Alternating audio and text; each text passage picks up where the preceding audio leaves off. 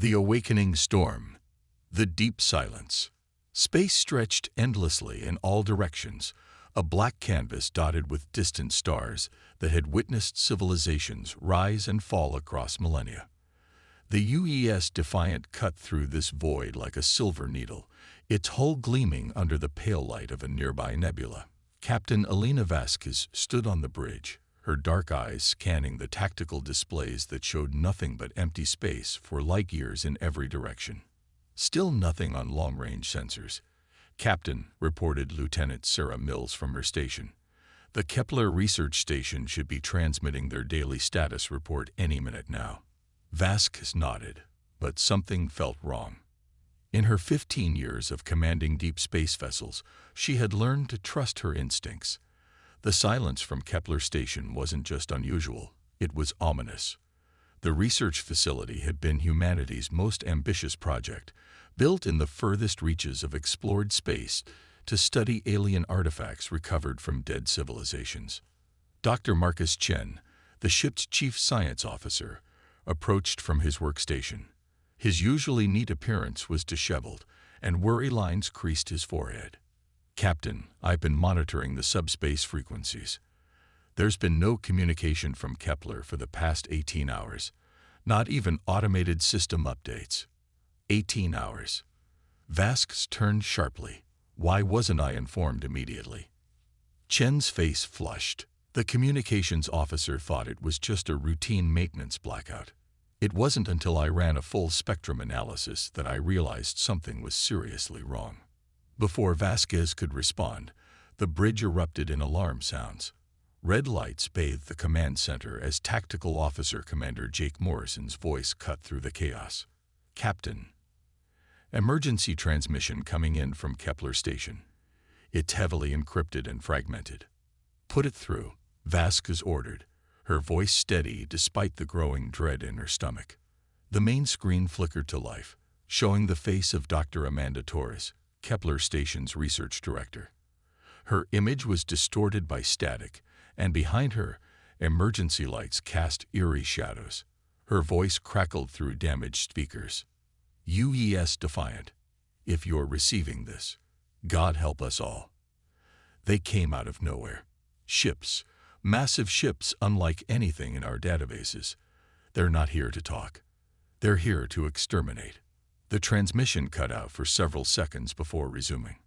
Torres was now off camera, but her voice could still be heard over the sound of explosions and screaming. "We've analyzed their technology. It's at least 3 centuries ahead of ours. They call themselves the Zephyrian Empire. They've been watching us, studying us.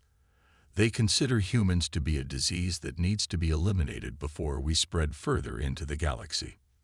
The screen showed brief glimpses of alien vessels, sleek, organic-looking ships that seemed to flow through space rather than fly. Their hulls pulsed with an inner light, and weapons that resembled living creatures extended from their sides. "Captain, they're heading for Earth. 200 ships, maybe more. They've already destroyed the colonies at New Geneva, Titan Base, and Proxima Station. There were no survivors. None." The final words hit the bridge crew like a physical blow. Those colonies housed over 50 million people, families, children, entire generations of humanity's expansion into the stars. Torres appeared on screen again, her face streaked with tears and soot. "They gave us a message to relay to any human ships that might find us. They said we are insects that have grown too numerous. They said our extinction will be swift and merciful if we surrender immediately, if we resist." An explosion rocked Kepler station, and the transmission cut to static. Emergency broadcasts from other outposts began flooding the communication channels, all reporting the same thing.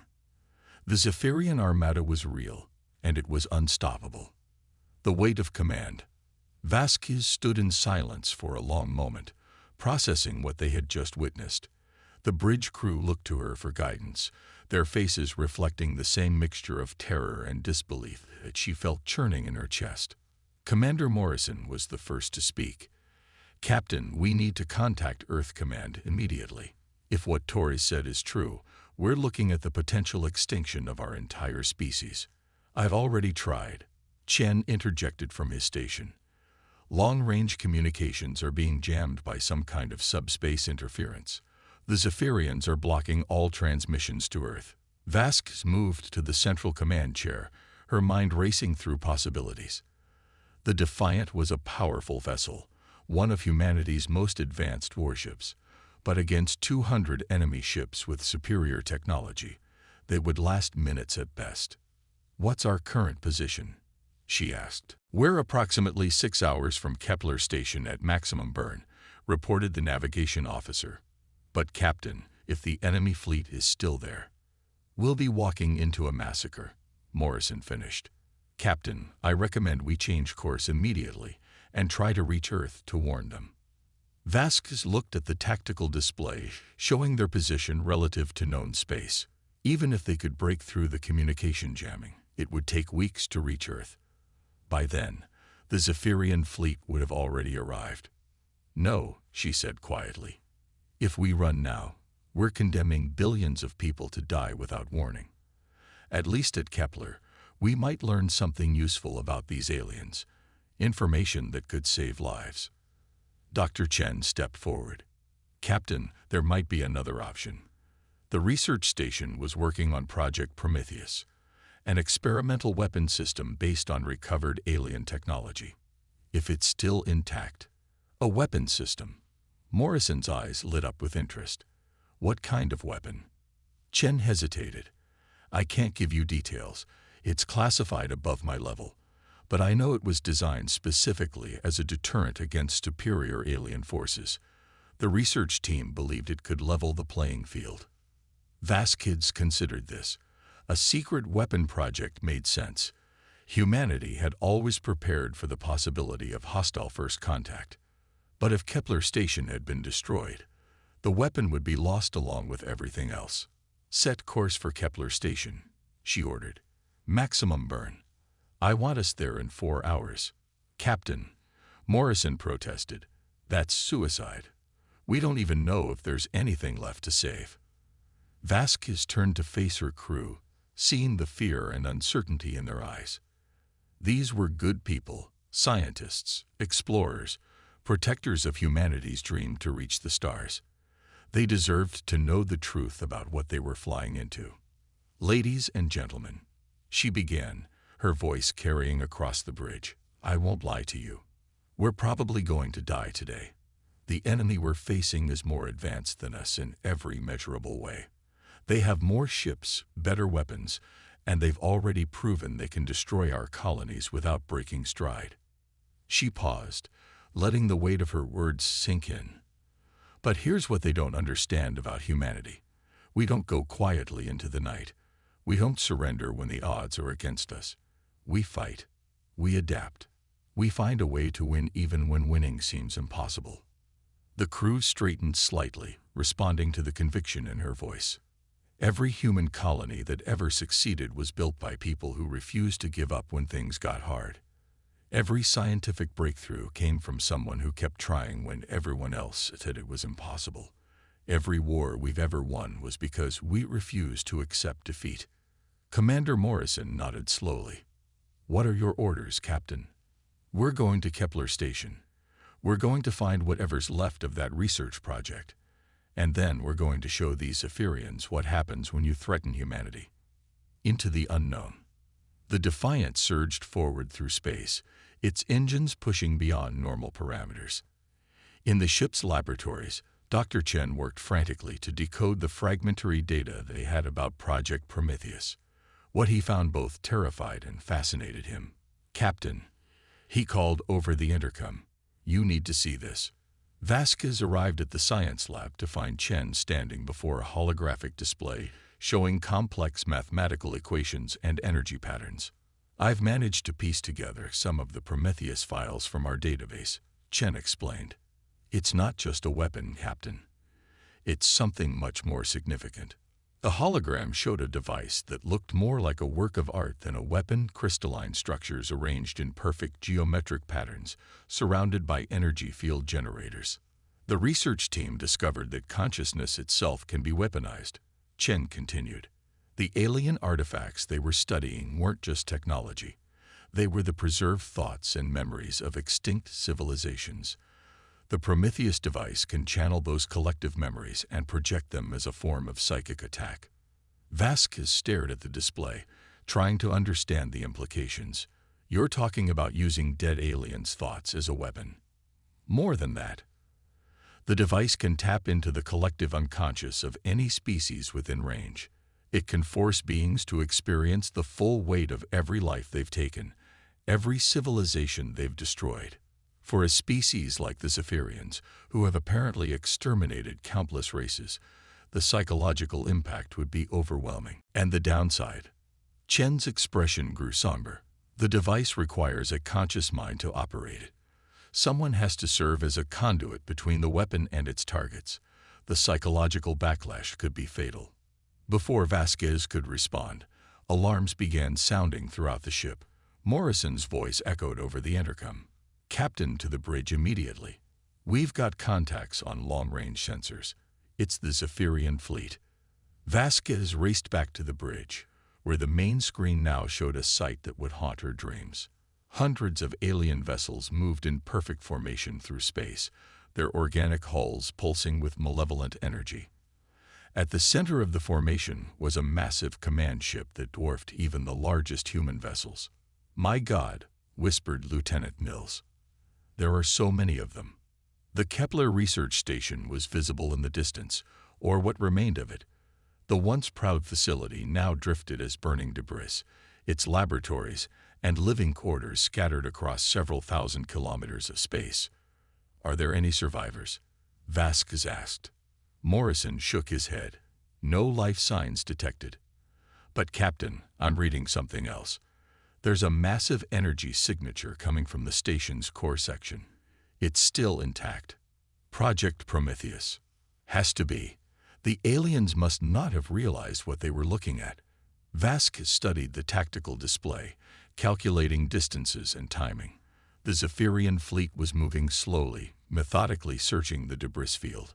They had time for one approach, one chance to reach the core section before being detected.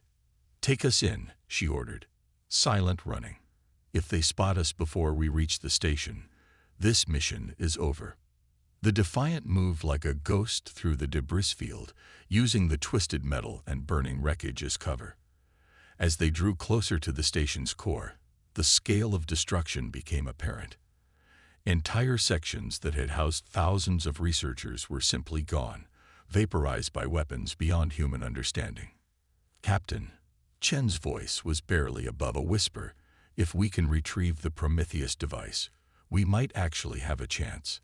But someone will have to operate it manually from the station's control room." Vasquez nodded grimly. She already knew who that someone would be. The Defiant reached the station's core just as one of the Zephyrian patrol ships began moving in their direction. Time had run out. Whatever they were going to do, they had to do it now. "This is it," Vasquez announced to her crew. "Humanity's last stand starts here. When humanity strikes back, the point of no return." The Zephyrian patrol ship glided closer to their position, its biomechanical sensors sweeping through the debris field like searching tentacles. Captain Vasquez watched the alien vessel approach, knowing that discovery would mean immediate annihilation for her crew. The Defiant held position in the shadow of a massive piece of station wreckage, engines powered down to minimal levels. "Distance to target," she whispered. 50 meters in closing," Morrison reported, his voice tight with tension. "Their scan pattern suggests they're looking for something specific." Dr. Chen looked up from his portable scanner. "Captain, I'm reading the Prometheus device. It's still active, still drawing power from the station's emergency core, but the control systems are heavily damaged. Someone will need to interface with it directly." Vasquez made her decision. "Morrison, prepare a boarding team. Chen, you're with me. We're going over to that station." "Captain, that's suicide," Morrison protested. "The moment we power up our engines to dock, every ship in that fleet will converge on our position." "Then we don't use engines," Vasquez replied. "Emergency airlocks, EVA suits, and pure momentum. We go in dark and quiet. The next 20 minutes felt like hours. Vasquez, Chen, and 2 security officers sealed themselves into environmental suits and prepared for the most dangerous spacewalk of their lives. The Zephyrian patrol ship had moved past their position, but others were still searching the debris field. "Remember," Vasquez said over the suitcom system, "we get one shot at this. If the Prometheus device can really channel the collective memories of extinct civilizations, we need to make sure it has something worth channeling."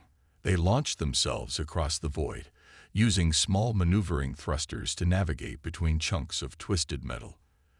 The station's core section loomed ahead, its hull scarred by weapon impacts but still intact. Emergency lights flickered through cracked viewports, casting eerie shadows on their faces. The airlock was damaged but functional. As they cycled through into the station's interior, the full scope of the destruction became apparent. Bodies floated in the corridors, researchers and security personnel who had fought to the end.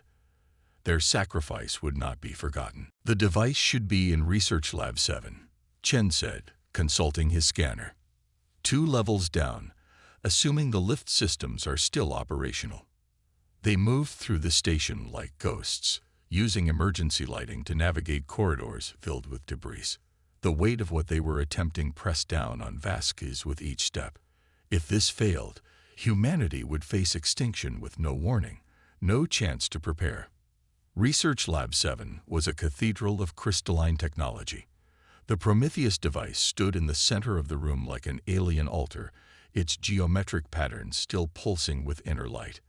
Banks of computers surrounded it, their screens showing readings that Chen immediately began analyzing. "It's incredible," he breathed.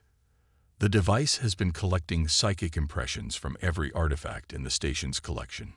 Memories from dozens of extinct civilizations, all focused into a single weapon system." Vasquez studied the control interface. "How do we activate it?" "That's the problem. The automated systems are offline. Someone needs to establish a direct neural link with the device. The human brain will serve as a processing matrix for all those alien memories. And the person making that connection." Chen's silence was answer enough. Before Vasquez could respond, Morrison's voice crackled through their comm system from the Defiant. "Captain, we've got a problem. The main Zephyrian fleet is moving. They're heading directly for our position." Through the lab's viewport, they could see the alien armada approaching like a swarm of luminous predators. Hundreds of ships moving in perfect formation, their weapons already beginning to charge. "How long do we have?" Vasquez asked. "Maybe 10 minutes before they're in firing range." Vasquez turned to Chen. "Show me how to operate this thing." "Captain, you can't. The neural feedback will kill you. Better than letting humanity die without a fight." She moved to the control interface, placing her hands on the bioneural connectors. "Besides, someone once told me that consciousness can be weaponized. Let's see what human consciousness can do when it's really angry." The battle begins. The moment Vasquez established the neural link, the universe exploded around her. Thousands of voices from dead civilizations flooded her mind. Their hopes, fears, final moments, and burning rage at their extermination. She felt their collective hatred for the destroyers who had silenced their songs forever. But beneath the alien thoughts, her own human consciousness burned like a beacon. The stubborn refusal to surrender that had carried humanity from caves to the stars. The protective fury of a mother defending her children. The quiet determination to stand against the darkness no matter the cost. The Prometheus device responded to her will, its crystalline components beginning to resonate with increasing power. Energy patterns that had remained dormant for millennia suddenly blazed to life, channeling the combined psychic force of extinct civilizations through a single human mind. Outside the research station, the Zephyrian fleet had detected the power surge. Admiral Korath, commander of the Armada, studied the readings with growing interest. His species had conquered 17 star systems and eliminated 8 different civilizations. These humans would be no different. Curious, He mused to his tactical officer. The humans appear to be attempting some form of defensive measure. Scan that facility and determine what they're doing. Admiral, we're detecting massive psychic emanations from the research station. Energy patterns unlike anything in our databases. Korath's mandibles clicked with amusement. Psychic weapons. How primitive. Our neural shielding will protect us from any mental attacks these creatures might attempt. He was wrong. The first pulse of energy from the Prometheus device struck the Zephyrian fleet like a tsunami of rage and guilt. Every alien mind in the Armada was suddenly flooded with the memories of their victims, the terror of families watching their worlds burn, the desperate final transmissions of doomed colonies, the silent screams of entire species facing extinction. But more than that, they experienced something they had never felt before: human defiance. Through Vasquez's consciousness, they felt the weight of human history. Every battle fought against impossible odds, every sacrifice made for freedom, every moment when humanity had chosen to stand rather than kneel. Status report, Korath demanded, but his crew was unable to respond. Across the flagship's bridge, Zephyrian officers were clutching their heads in agony as alien emotions tore through their carefully ordered minds. On dozens of ships throughout the fleet, weapons systems began malfunctioning as their operators lost control. Some vessels collided with each other as navigation officers became overwhelmed by the psychic assault. The perfect formation that had destroyed so many worlds dissolved into chaos. Back in the research lab, Vasquez felt the connection deepening. The memories of extinct civilizations were showing her something incredible: the Zephyrians' own history. She saw their homeworld, their evolution from peaceful philosophers to genocidal conquerors. She witnessed the moment their species had chosen power over wisdom, destruction over creation. And she realized that deep down, they remembered what they used to be: the human touch. "Chen," Vasquez called out, her voice strained by the neural link. "Can you access the Defiance communication systems from here?" "I think so, but Captain, you need to break the connection. The psychic feedback is killing you." "Not yet. Open a channel to the Zephyrian fleet. All frequencies." Chen worked frantically at the damaged console, establishing a link between the research station and the alien armada. When the connection stabilized, Vasquez spoke, her words carried by the Prometheus device directly into every Zephyrian mind. "I know what you used to be," she said, her consciousness burning through their mental defenses. "Before you became destroyers, you were builders. Before you brought extinction, you brought knowledge to the stars. I can see your true history, buried beneath centuries of conquest and murder." Admiral Korath struggled to maintain control as human thoughts invaded his mind. He saw himself through Vasquez's eyes, not as a proud military commander, but as the heir to a civilization that had lost its way. "You think you're ending our suffering by destroying us quickly," Vasquez continued. "But you're wrong. The real suffering is yours. Every world you've burned, every species you've eliminated, they live on in your collective unconscious. You carry the weight of genocide in your souls, and it's destroying you from within." The psychic assault intensified, and Vasquez felt her own consciousness beginning to fragment under the strain. But she pressed on, drawing strength from every human who had ever refused to surrender. "We're not insects," she declared. "We're not a disease. We're the mirror you've been afraid to look into. We're what you used to be before you chose to become monsters." Through the neural link, she began projecting human memories. Acts of compassion, sacrifice, and courage that stood in stark contrast to the Zephyrians' history of destruction. She showed them parents protecting their children, soldiers dying for their comrades, scientists working to heal rather than harm. The effect on the alien fleet was immediate and devastating. Centuries of psychological conditioning began to crumble as suppressed memories surfaced. Zephyrian officers who had ordered the destruction of entire worlds suddenly remembered their species' original mission to explore and understand the universe. "Admiral," the tactical officer gasped, "the fleet is breaking formation. Half our ships have powered down their weapons." Korath watched in horror as his perfect armada dissolved into confusion. Some ships were retreating, their crews overwhelmed by guilt and shame. Others had stopped moving entirely, their commanders paralyzed by the weight of their crimes. But the most shocking development was happening on his own flagship. Crew members who had served him faithfully for decades were looking at him with new eyes, eyes that saw him not as a noble leader, but as the architect of countless atrocities. "The humans have infected us with weakness," he snarled, fighting against the foreign emotions flooding his mind. "All ships, fire on that research station immediately." But it was too late. The Prometheus device had done more than just attack their minds. It had awakened their consciences. And once awakened, the Zephyrian conscience proved to be humanity's greatest ally. The final gambit. Vasquez felt her strength failing as the neural connection continued to drain her life force. But she had one more card to play. Through the device, she reached out to every human consciousness in the galaxy, not just those still alive, but the psychic echoes of everyone who had ever lived and died for the dream of reaching the stars. The response was overwhelming. From Earth to the furthest colonies, from ancient explorers to unborn generations, humanity answered her call.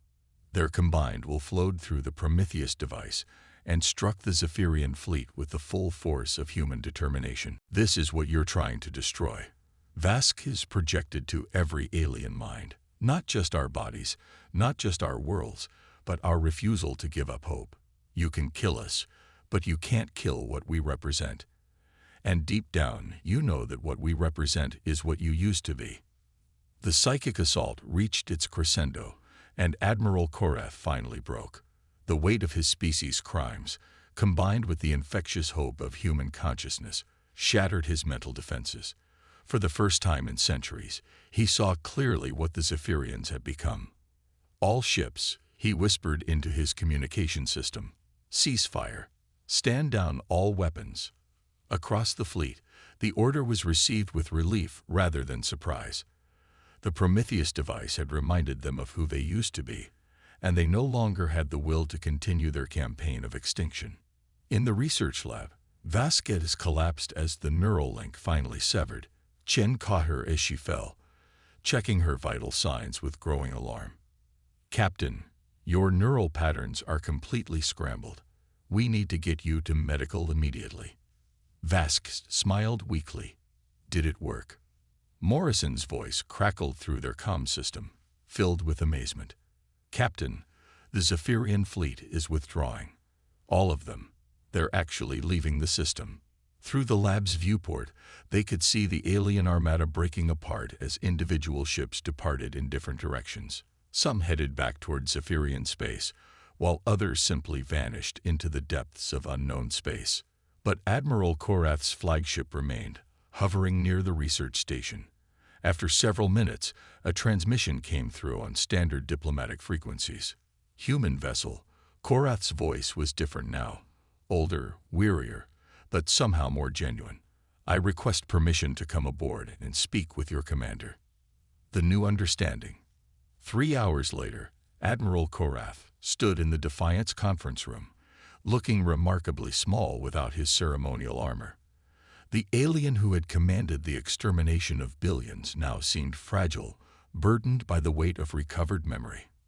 "Your weapon did not just attack our minds," he explained to Vasquez, who was recovering in the ship's medical bay. "It reminded us of what we used to be. Before the conquest wars, before the philosophy of necessary extinction, we were explorers and teachers. We traveled the galaxy to learn from other species, not to destroy them." Captain Vasquez, though weakened by her ordeal, listened intently. "What changed?" "Fear," Korath admitted. "We encountered a species that was hostile, aggressive, expanding rapidly. In defending ourselves, we became like them.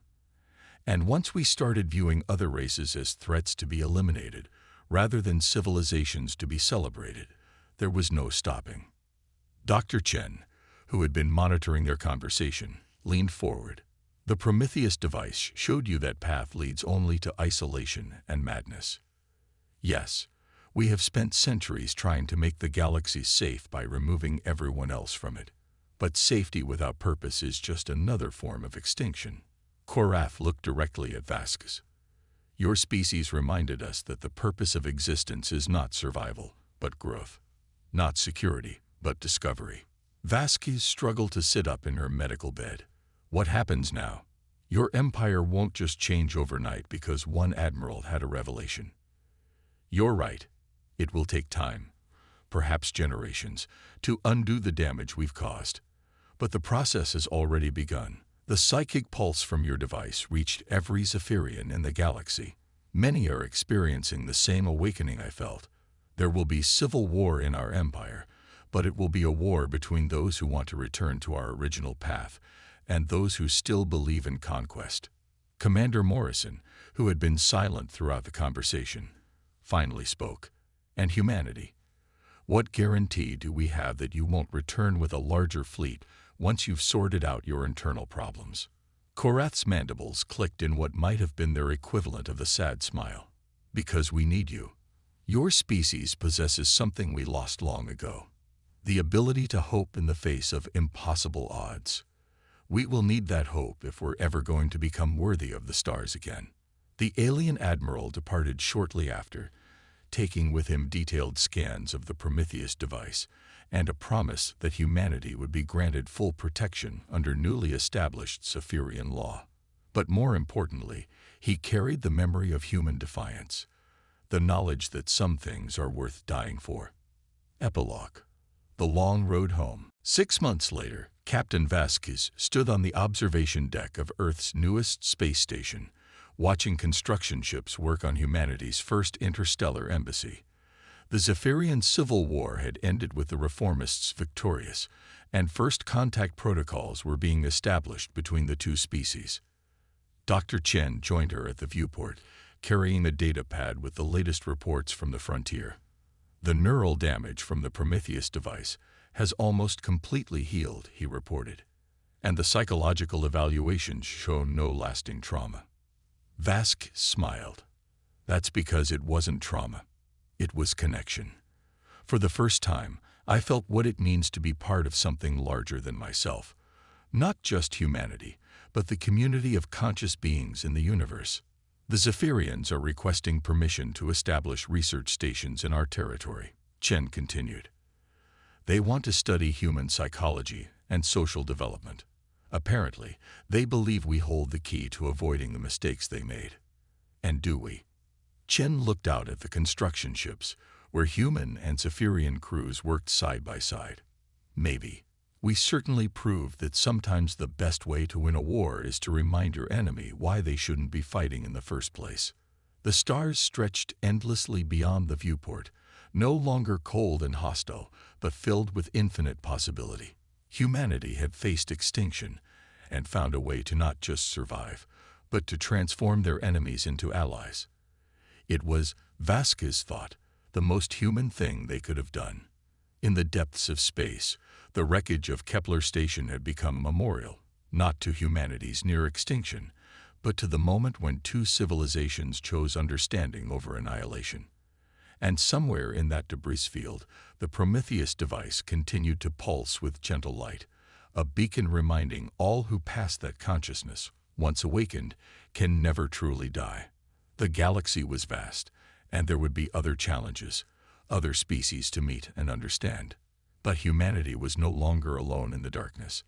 They had allies now, and more importantly, they had proved that the greatest weapon against hatred is not force, but the stubborn refusal to become what you fight against.